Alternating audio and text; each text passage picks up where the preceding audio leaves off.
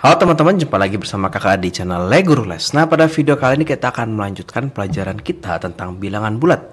Kita akan belajar tentang penjumlahan, pengurangan, dan juga sifat operasi hitung yang bisa digunakan pada penjumlahan dan pengurangan. Oke, langsung aja ya. Yuk, kita pertama-tama kita ingat-ingat dulu nih gimana sih cara kita melakukan penjumlahan. Gimana sih 7 tambah 5? Ya mungkin kalau di awal-awal di SD kita diajarkan dengan cara apa ya? Bilangan ya. Jadi kita mau menggambarkan garis bilangan. Kita punya angka 7 gitu ya, ditambah 5. Misalkan 7, 8, 9, 10, 11, 12 gitu ya. Berarti 1, 2, 3, 4, 5 gitu, tambah 1, oke ya. Tapi tentunya kalau kita sudah SMP kita harus cepet nih. Berarti 7 tambah 5, oh iya ada 12 gitu ya. Gimana kalau 5 ditambah min 9? Nah, kalau pakai garis bilangan ditambah dengan min 9 kita mundur gitu ya. Nah, kalau sekarang kita akan coba perhatikan seperti ini. Berarti kalau ditambah dengan minus, nah berarti sama aja dengan 5 dikurang 9 nih. Plus ketemu minus berubah menjadi minus. Jadi kita punya min 4 ya. Gimana dengan min 6 ditambah 3? Nah, kalau min 6 tambah 3 tentunya kita kalau gambar garis bilangan ya udah kita dari min 6, min 5, min 4, min 3, min 2 ditambah 3 berarti 1, 2, 3 gitu ya. Berarti 1, 2, 3 berarti jadinya min 3 jawabannya. Nah, gimana sih kalau kalian bingung caranya gimana? Ya anggap aja ini 6 dikurang 3 nih. Tapi hasilnya masih minus. Kenapa? Karena punya utang 6 baru bayar 3. Berarti punya utang 3, min 3 ya. Gimana kalau min 3 ditambah min 5? Oh, ini berarti min 3. Gimana tadi? Ini jadi minus 5. Nah, jawaban adalah min 8. Oke ya. Kita ingat ya bagaimana menjumlahkan ya. Oh, ini masih ada lagi satu. Min 10 ditambah 12 dikurang min 5. Ya udah berarti tinggal kita buka aja nih. Min 10 ditambah 12 dikurang 5. Berapa nih jawabannya? Gimana cara ngitungnya? Udah hitung satu-satu aja. Min 10 ditambah 12. Oh, ini berarti 2 dikurangi 5. Berapa ya jawabannya? Oh, ini min 3. Oke ya, gampang ya. Oke, gimana dengan pengurangan? Sama aja. 9 kurang 3 berarti ini 6. Kalau dengan garis bilangan berarti kalau kurang tuh ke samping. Berarti ini dari 9 lengkap 3. 1, 2, 3, 8, 7, 6. Oke ya, kalau mau pakai garis bilangan. Bagaimana dengan 4 dikurang min 7? Nah, minus ketemu minus gitu ya. Kalau kita buka kurung ya, itu jadi plus. Ini jadi 4 ditambah 7 nih. Wah, gampang nih, hasilnya 11 gitu. Gimana dengan min 3 dikurang 12? Ya, kalau pakai garis bilangan tinggal mundur 12 kali. Atau dibalik, ya bisa juga. Nanti kakak ajarin gimana cara baliknya. Ya, berarti ini bisa aja utang 3, utang lagi 12. Berarti utang 15. Berarti min 15 gitu ya. Bagaimana dengan min 7 dikurang min 5? Oh yaudah, berarti min sama min jadi plus. Berarti ini min 7 ditambah 5. Berarti hasilnya adalah min 2 ya. Nah, gimana kalau gini nih? Oh yaudah, kita hitung satu-satu. Min 9 dikurang 6. Ini berarti ditambah 8. Kenapa plus? Karena min ketemu min ya. Berarti ini min 9 dikurang 6, min 15 ditambah 8, makanya hasilnya adalah min 7. Ya, gampang ya. Itu kakak yakin teman-teman sudah bisa nih. Nah, sekarang yang agak lebih sulit, nah, kita akan belajar tentang gimana kalau salah seperti ini, gitu ya. Wah, ini ribet banget nih kak, soalnya ada kurung-kurung banyak. Gimana sih cara ngerjainnya? Nah, cara mengerjakannya adalah kita buka dari kurung yang paling dalam. Nah, kurung yang paling dalam tuh dari mana sih maksudnya gitu ya? Kurung paling dalam itu kalau kita lihat, nah itu adalah kurung yang biasa. Kurung berikutnya kurung siku. Ya, kurung berikutnya biasanya kurung kotak. Tuh. Kurung kurawal terus kurung siku gitu ya. Maka kita selalu mulai dari kurung paling dalam nih. Maksudnya mulai dari kurung paling dalam gimana nih kak? Kita hilangin kurungnya. Nah, pasti ketemu dong plus ketemu minus jadi apa nih? Nah, itu kita tulis ulang. Nah, ini kalau kita tulis ulang menjadi begini. Min 8 ditambah 10 plus ketemu minus jadi minus ya, minus 7 gitu ya, dikurang min 5 ditambah 8, min ketemu min jadi plus 6. Oke. Nah, ini kita tulis ulang lagi nih. Oh, ini min 8. Nah, ini boleh kita hitung dulu. 10 dikurang 7 berapa? 10 kurang 7 ya. 10 kurang 7 ini adalah 3 gitu ya. Min 5 ditambah 8, 3 ditambah 6 artinya jadi 9. Oke, balik lagi. Berarti 10 dikurang 7. Nah, ini jadi 3 ya. Plus, aku mau plus, jadi ini plus 3. Dikurang, nah dikurang berapa nih? Tadi kan 9. Min ketemu 9, jadi min 9. Ya. Berapa jawabannya? Tinggal kita hitung. Min 8 ditambah 3, ini min 5. Dikurang 9, hasil adalah min 14. Oke ya, gampang ya. Kita coba lagi. Nah, ini kita tetap mulai dari kurung yang paling dalam. Ya, berarti kita mulai dari sini sama yang ini. Kita tulis lagi nih, ini 29 ditambah kurung siku. Ini nggak ada tanda apa-apa, nggak ada tanda apa-apa, berarti ini tetap min 48 nih. Ya, dikurang min 19. Min ketemu min, jadi apa ya? Jadi plus 118 gitu ya. Nah, ini ada kurung lagi. Nah, ini bisa kita hitung dulu nih. Min 19 ditambah 118. Itu kalau kalian bingung, bisa juga kita hitung 118 dikurang 19. Gitu ya. Berapa nih? Oh, ini 1. Benar ya? Nah, ini 9. 9, 100, berarti 99. Berarti ini 99. Oke. Masih positif ya. Positif 99. Kenapa? Karena masih positif dikurang 19. Oke, ini kalau kita tulis lagi 29 ditambah, nah ini belum boleh buka dulu karena kita baru buka yang tanda kurung kurawal. Min 48 dikurang 99 ya. Nah, ini kalau kita hitung berapa nih? Berarti min 48 dikurang 99. Anggap aja 99 ditambah 48. Berapa nih? 7 1 5 157 ya. Cuma ini kan minus jadi min. Ya. Jadinya min 157. Berarti ini 29 ditambah min 157. Oke. Berarti kalau kita buka kurung ya, ini jadi 29 dikurang 157. Gitu. Gampang ya? Tinggal 157 dikurang 29.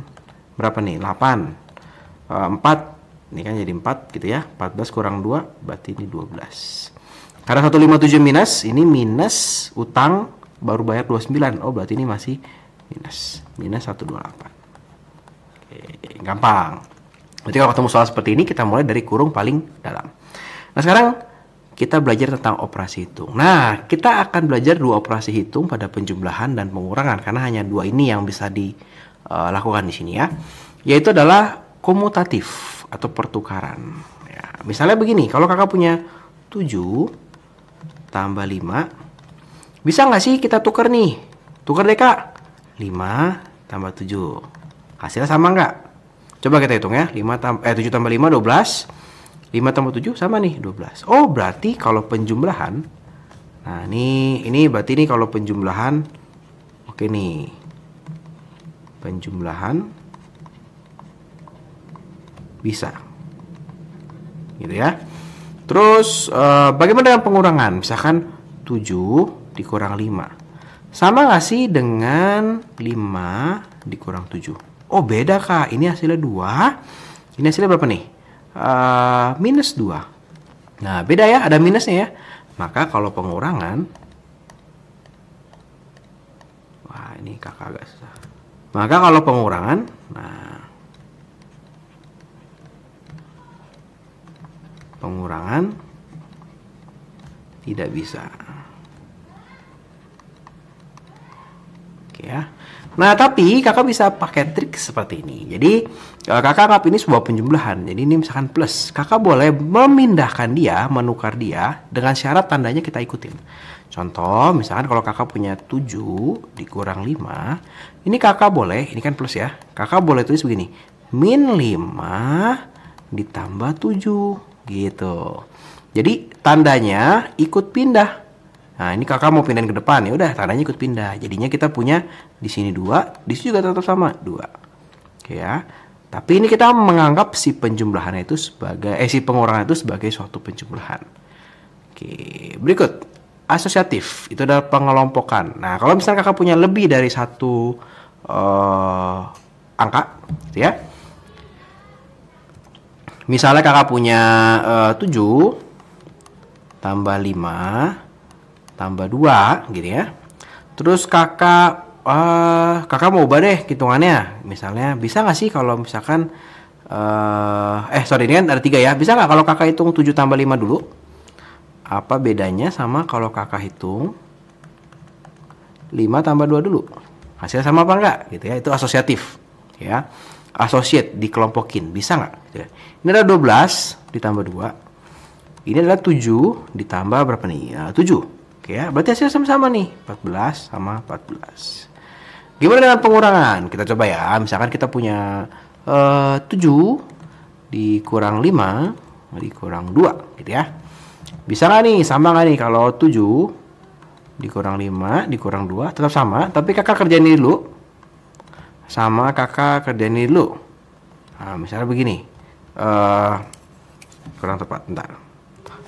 Bisa nggak kalau kita kerjain seperti ini dulu, ya. Nah, ini 7 kurang 5 berarti 2, dikurang 2 juga, gitu ya.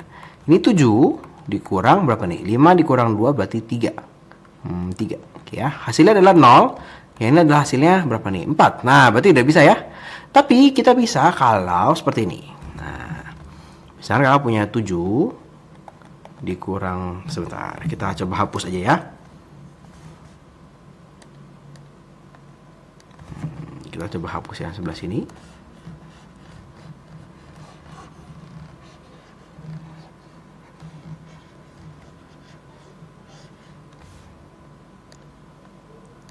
Nah, misalnya kamu punya 7 dikurang 5 dikurang 2. Di sini juga sama. 7 dikurang 5 dikurang 2. Nah, tapi kalau kakak mau mendapatkan hasil yang sama, kalau kakak kelompokan seperti ini, kakak bisa kelompokan seperti ini. Ininya kakak pindahin begini. Nah, tapi ini ada tanda dong, hilang dong. Nah, ini harusnya plus gitu. Ya. Jadi sama seperti tadi, kita mainnya kita menganggap dia sebagai suatu penjumlahan. Atau kalau teman-teman bingung, kok bisa sih kak plus? Kalian bisa anggap begini. Ini anggap aja 7 ditambah min 5 ditambah min 2. Gitu. Oke, jadi kita kerjain min 5 ditambah min 2 dulu. Atau kita mau 7 tambah min 5 dulu. Sama aja kan? Itu hasilnya akan sama nih. Oh, ini adalah 2 dikurang 2. Kalau kita kerjakan, berarti ini 7 ditambah min 5 ditambah min 2 nih. Min 5 tambah min 2 kan hasilnya min 5 kurang 2, min 7 gitu ya. Nah, ini hasilnya juga sama nih, 0, ini juga 0, sama. Oke. Jadi, kalau sebagai pengurangan, kita tidak bisa asosiatif dan tidak bisa komutatif. Tapi sebagai penjumlahan bisa, dan itu bisa kita pakai konsepnya dalam pengurangan dengan syarat tandanya kita ikut sertakan. Oke. Nah, ada lagi identitas. Kakak udah bilang ya kalau identitas, kalau penjumlahan dan pengurangan adalah 0. Ini kakak salah tulis. Misalkan kakak punya 7 tambah 0 ya pasti 7 gitu, nggak akan berubah. Oke ya, 7 kurang 0, nah ini juga 7, nggak akan berubah. Gampang. Nah, sekarang kita coba soal latihannya. Nah, jadi apa sih fungsinya si asosiatif dan komutatif? Itu nanti berfungsi untuk mempermudahkan kita menghitung. Mempermudahkan gimana nih kak? Nah, contoh seperti ini. Kakak punya hitungan seperti ini, 171 ditambah 324 ditambah 429. Kalau kalian ngitungnya kira 171 tambah 324 kak, ya bisa pakai susun ke bawah. Terus hasilnya ditambah lagi 429, bisa susun ke bawah. Tapi kalian harus teliti, ternyata ada angka yang bisa saling melengkapi. Saling melengkapi apa? Yang kita lihat adalah begini. Ada nggak sih angka-angka yang kalau dijumlah hasilnya tuh 100, 10, 1000 gitu. Bulet. Contohnya, kalau di soal ini 171 dan 429 ini sangat menarik. Kenapa? Kakak boleh tukar dong komutatif tadi mana? Nah, nih, kakak boleh tukar nih, komutatif. Kakak tukar. Tukar jadi apa? Kakak tukar jadi ini 171 tambah 429 ditambah 324. Kemudian kakak pakai asosiatif. Kakak kerjain dulu nih. Berapa nih? Ih, ternyata ini bagus loh. Ternyata ini hasilnya adalah berapa nih? 600. Gitu. Gampang, bulat kan, 600 ditambah 324. Kalau kalian 600 tambah 324, pasti kalian mengerjakan dengan cepat dong. Oh, ini gampang nih, ini pasti 924. Kenapa? 00 tambah 24 ya pasti 24. Kita cuma mikirin angka depannya doang, 6 tambah 3. Ya. Contoh lagi. 68 ditambah 13 dikurang 18. Ya.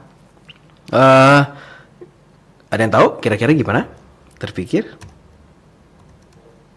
Ya, ini adalah kita kelompokkan nih sama ini dulu nih. Kita pindahkan. Loh, tapi pengurangan nggak usah dipindahin, Kak. Bisa, dengan syarat apa? Tandanya kita ikutin. Jadi ini 68 dikurang 18, gitu ya. Jadi bukan ditukar 13 sama 18 ya, jadi plus 18 sama min itu, bukan. Tapi kita anggap dia sebagai penjumlahan. Atau kalau kalian bingung begini, ini 68 ditambah 13 ditambah min 18. Boleh dong kakak tulis jadi 68 ditambah 13 ditambah min 18 ditambah 13 gitu. Boleh kan? Nah, ini kan ujung-ujungnya akan seperti ini juga. Ditambah 13. Kenapa kakak bilang gampang? Karena ada pengurangan dan ada 8.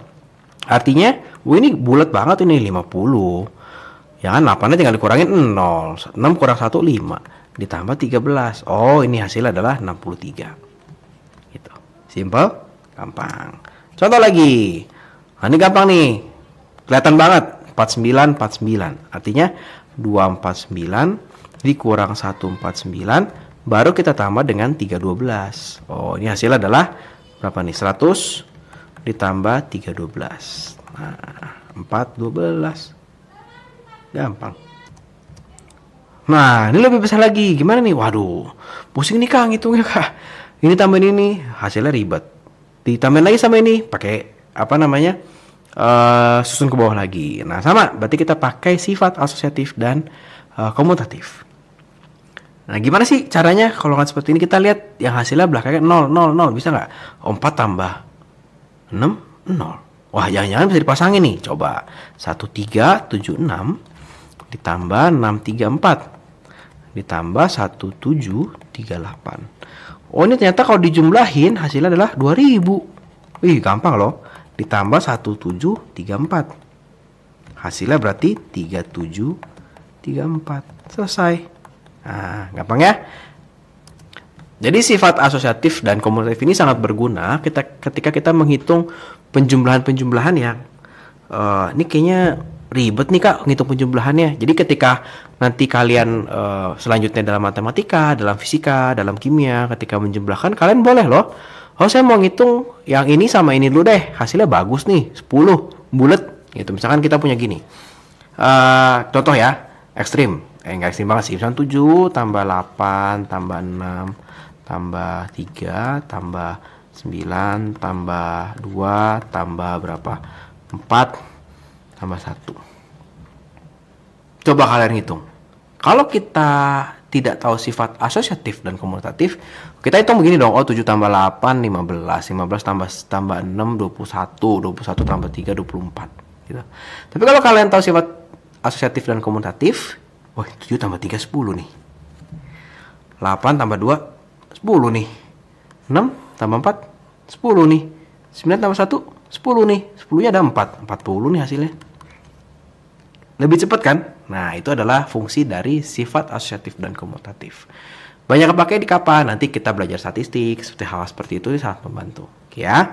Oke, terima kasih buat teman-teman yang sudah menonton video kakak. Selamat belajar. Mari kita membagikan video ini untuk membantu teman-teman kalian belajar. Gitu ya, daripada kita bagiin hoax, kita bagiin berita yang tidak jelas. Ayo kita bagiin video pembelajaran supaya teman-teman kita bisa belajar. Oke, jangan lupa juga like videonya dan juga subscribe di channel kakak. Di video berikutnya kakak akan membahas tentang perkalian, pembagian, dan pemangkatan. Jadi ayo tonton terus video-video kakak. Terima kasih.